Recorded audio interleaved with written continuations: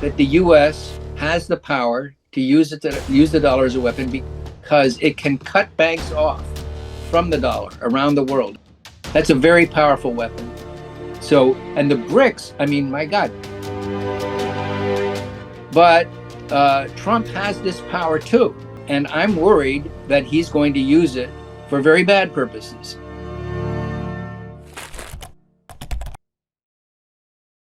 E não tenha dúvida que primeiro nós vamos tentar negociar, mas se não tiver negociação, a lei da reciprocidade será colocada em prática. Se ele vai cobrar 50 de nós... मैं जानता हूं व्यक्तिगत रूप से मुझे बहुत बड़ी कीमत चुकानी पड़ेगी, लेकिन मैं इसके लिए तैयार हूं. 달러는 여전히 국제금융의 핵심 축인데 그럼에도 대규모 관세와 경제 제재로 인해서 이런 브릭스의 탈달러화 움직임이 성공할 것이라고 보시나요? No, I don't think that de-dollarization is going to happen really in any significant way in any case. But the BRICS idea of having a common currency that could overtake the dollar or supplant the dollar is particularly, it's just a non-starter. 谱写新兴市场国家和发展中国家团结合作谋发展的新的篇章。 пропагандируемой некоторыми странами своей исключительности. And the other thing that the U.S. has, that's in combination with the fact that the free movement of money across borders. There's no capital controls in the United States as there is in China. Now, other countries have many of the same features that the U.S. has. Europe has a very sophisticated financial system. China has an increasingly, very sophisticated financial system. And it's a very big economy. Europe is the Eurozone, very big economy, but they don't have this big market for dollar assets, for treasury securities that the U.S. has. This is so fundamental to the reason that the dollar is used so widely internationally, because no other currency has these features. So, and the BRICS, I mean, my God, these are countries that are spread all over the world geographically. They have completely different types of economies.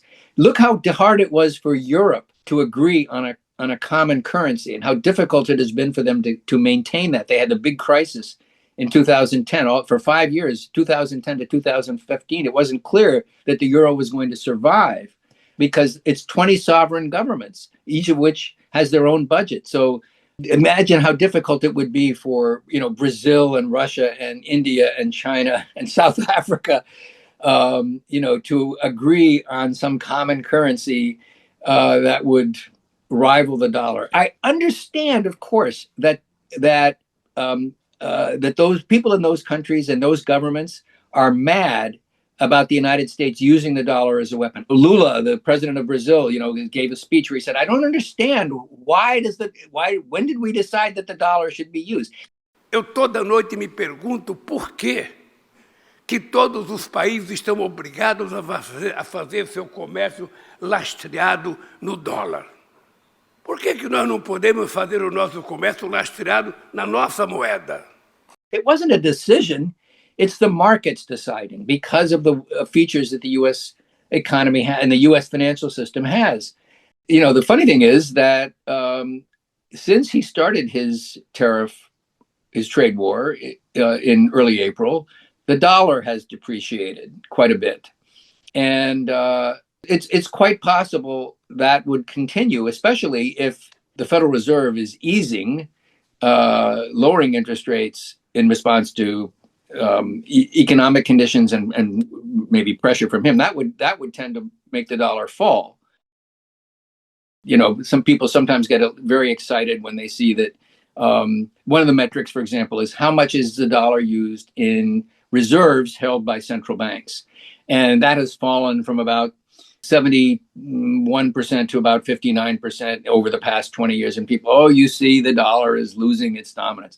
During the period that the dollar has been dominant in the sense of international commerce, there have been periods where it's been strong and there's been periods when it's been weak. In the late 1970s, it was quite weak. In the early 1980s, it became very strong. In the early 1990s, it became quite weak. There are periods in the 2000s when it was quite weak in the sense of the exchange rate, right? the BRICS love, people love to fantasize. Oh, the dollar will soon not be the dominant currency. Oh, soon, I don't know, it'll be the euro, it'll be the Chinese renminbi, whatever. Or it'll be the BRICS currency or Bitcoin or these things are fantasies, but we have to be realistic. During all that time, the dollar has remained the dominant currency in international commerce. By far, the BRICS, there's never going to be a BRICS currency, and it certainly isn't going to replace the dollar.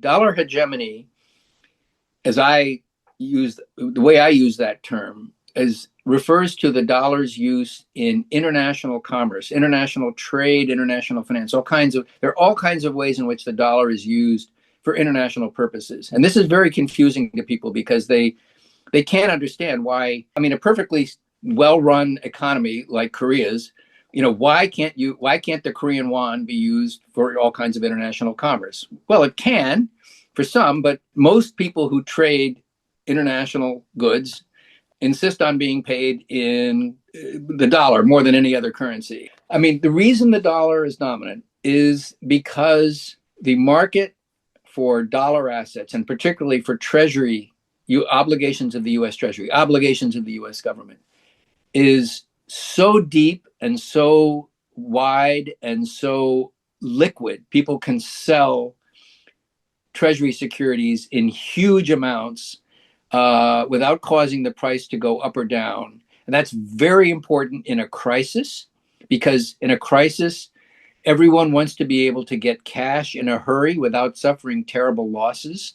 So this is I think the most important factor in the dollar dominance, the way I referred to it before, and its use in international commerce.